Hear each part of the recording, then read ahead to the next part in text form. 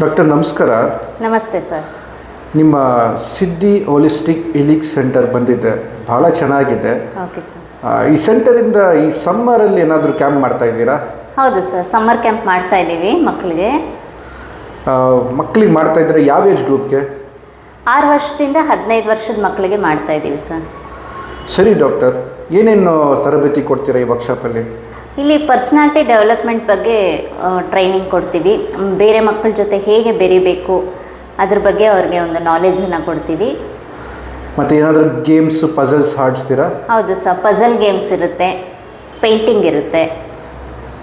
Okay doctor, ಇದು ಯಾವತ್ತಿಂದ ಯಾವತ್ತವರೆಗೂ ಮಾಡ್ತೀರಾ ವರ್ಕ್ಶಾಪು? ಏಪ್ರಿಲ್ 6ನೇ ತಾರೀಕಿಂದ ಏಪ್ರಿಲ್ 10ನೇ ತಾರೀಕುವರೆಗೂ ಇರುತ್ತೆ ಸರ್.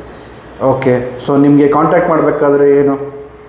ಇದು ರಾಜಾಜಿನಗರ್ ಬಾಶ್ರೂಮ್ ಸರ್ಕಲಲ್ಲಿ ಬರುತ್ತೆ.